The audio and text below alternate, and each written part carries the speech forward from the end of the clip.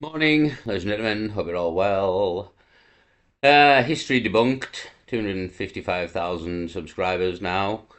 Again, I've mentioned the channel before. I like the old geezer and his crack, to be honest. Again, been around a lot longer than I have. Seen a lot more of the world. With age comes wisdom. So, good channel. Yeah, again, if you listen to him regularly, he has people in the comments who are clearly left wingers who often have a go at him.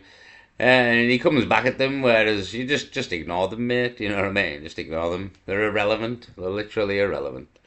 So Europe has the biggest outbreak of diph, fuck me, diphtheria for 70 years due to asylum seekers. Right, managed to get through that title.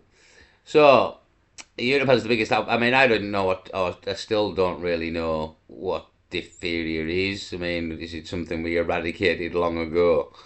Um, but due to the level of fucking asylum seekers coming in, we've hit a pandemic of sorts. But anyhow, that's kind of the crack. Play a bit of this, but I was saying as well, there was an auditor in an hospital the other day. I'll try and get that footage. It's on. I can't remember what the auditor's called off the top of my head, but Dino Bain done a video of it, so I'll try and find that as well in this video. But we'll just have a listen to what's going down here. So diphtheria, is that if that's how you say it? Hello again.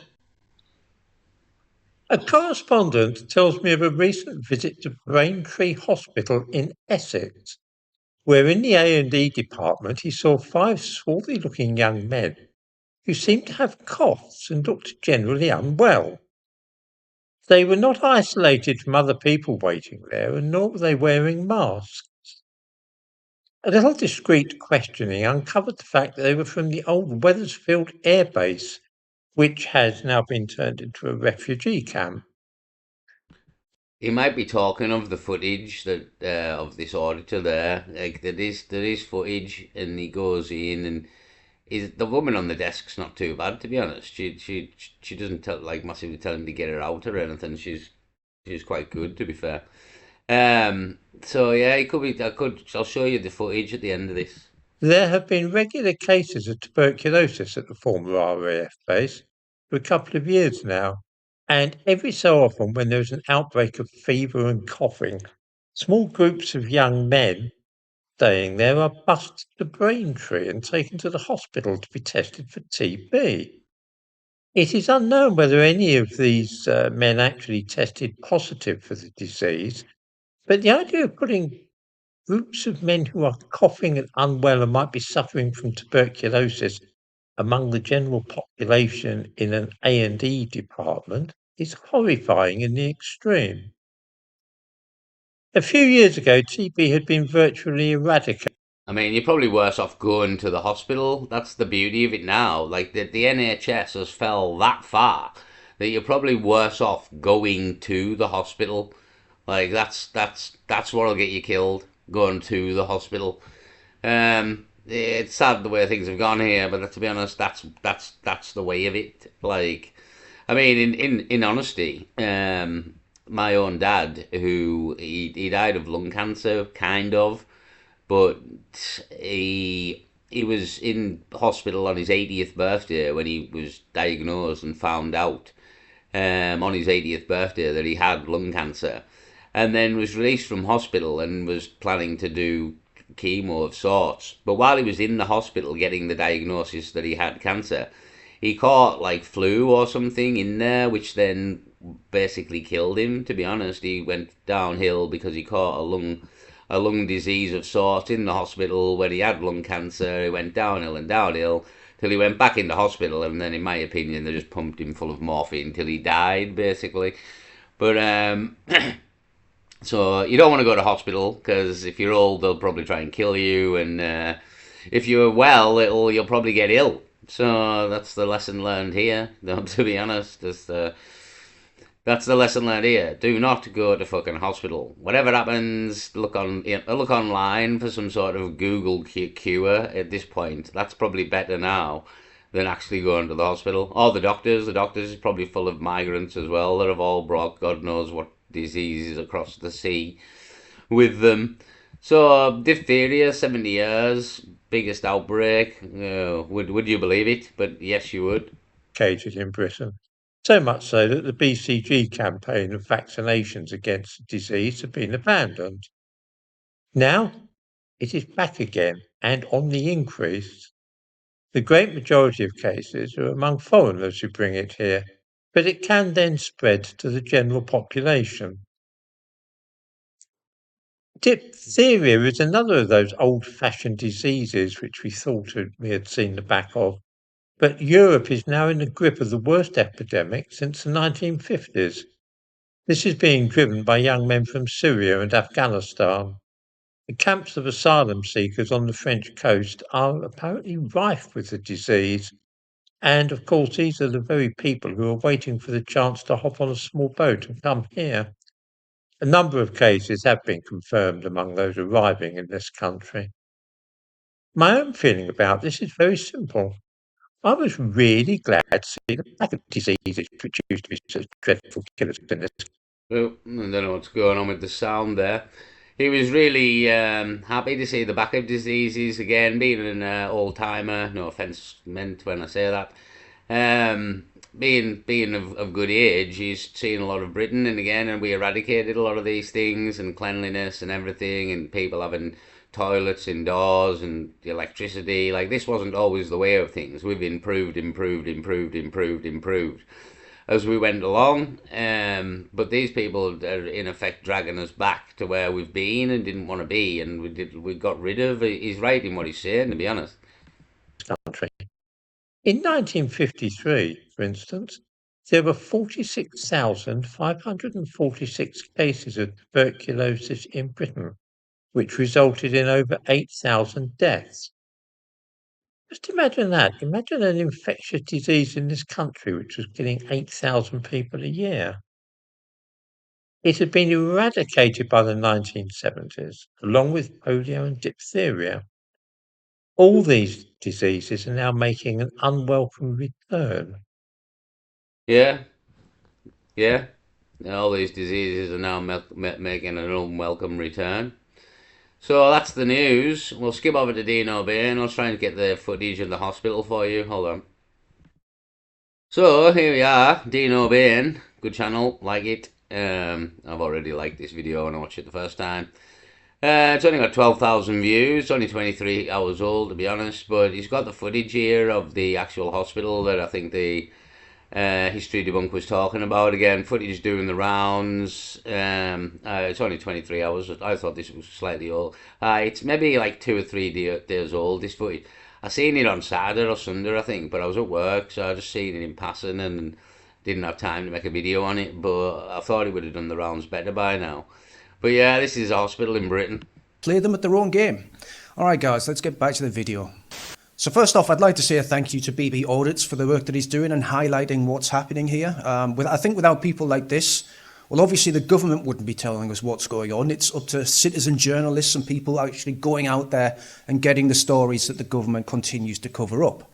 So the clip itself is from, like I said, it's from BB Audits, and it's the Braintree Community Hospital, and it captures what is essentially 40 asylum seekers waiting in a hospital waiting room, with sick cancer patients, obviously getting priority because they have infectious diseases, obviously such as tuberculosis, among other things, which is the opposite of what you would think a cancer patient would be expected to endure, seeming as like cancer patients have lowered immune system because of the drugs that they're forced to go on to beat the cancer. Having people sat next to you with tuberculosis is probably not a good idea. And of the migrants that were interviewed, they were from Ethiopia, Sudan, Afghanistan, Eritrea, and they all confirmed that they've been in the UK for a short time only. They are recent arrivals with diseases that the English haven't had to worry about for an awful long time. The same as, I think it was not long ago, Keir Starmer was saying that everyone should get HIV tests, and that came out of the blue for some reason. We're at Downing Street, where the Prime Minister has become the first G7 leader to take a HIV test. Also around the time that he was involved with that controversy with Ali. Ali is his donor, who was giving him and his wife gifts. And also when he was involved with a house fire at his old address involving 2 Ukrainian. Yeah, I still haven't made a video. They were in court. I don't know what happened. They haven't. I've just seen they were in court. I don't know what they got or anything. But the Ukrainian rent boys of Keir Starmer's. Let's not forget that. Let's not forget that. Rent boys. Stop that. Keir Starmer is a bit of a strange one, but I won't get too bogged down on that right now. What this highlights is a trend in the UK that sees the government consistently putting the citizens of this country second. I don't know whether it's on purpose. I don't want to get too much into that right now, but it is a pattern that we're seeing everywhere. We're seeing this in all aspects of our life, all aspects of society, where the English themselves are not considered first. They are an afterthought when it comes to safety and when it comes to public health and when it comes to treatments as well.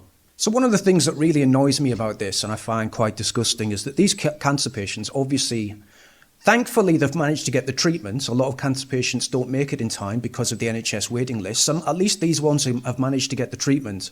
But they're forced to wait while the RAF from, I think it's Wethersfield migrant site, so the RAF Wethersfield migrant site, they bussed in these people, they sent them to the hospital, and then they gave them priority over cancer patients that obviously have an appointment, they're due to get their treatment, but these migrants take precedent.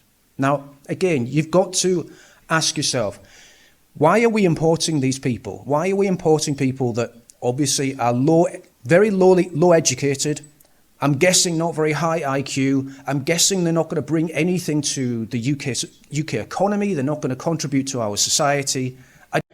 Well, I mean, they don't really speak the lingo. It's a bit of a hindrance to start with, to be honest.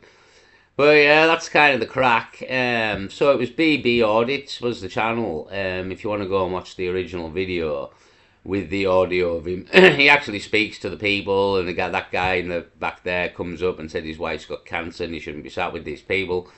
So it's all like audio, but it's on BB Audit, so he maybe plays the full thing there, I don't know.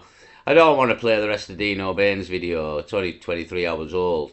And BB Audits is the name of the channel where the original video can be found of him in the hospital. So if you want to watch either or, go to either or channel and check them out here. So that's the crack though, again, but it's like, look at the state of affairs, do you know what I mean? Cancer patients sat with loads of migrants with loads of diseases that we thought we got rid of a long time ago here. So more bagwash to add to the long list of bagwash created by the migrants. But again, ultimately, it's in the scheme of the problems that we've got here, I mean, the economy is a bigger problem than the migrants, which everybody will realise eventually. Don't get wrong, the migrants are adding to the economy problem. There's loads of problems here. I mean, I maintain if we take out the global elites, we'll fix everything, but how that can be done, I have no idea.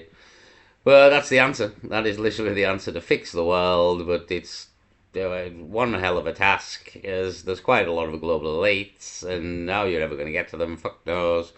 But that's the answer. That is literally the answer to save the world. But until then, it's going to probably go down the plug hole. This is the way of things now. Again, the people maybe have the power to turn it back to a democracy in light of it's supposed to be a democracy.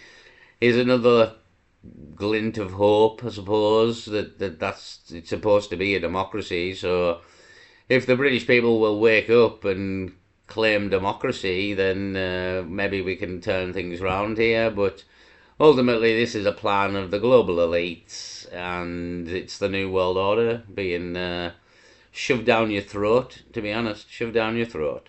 I'll leave it there. If you want to watch the video, BB Audits or Dino Bain, or the original channel was History Debunked, the old timer. No offence when I say that. I'll leave it there. Peace.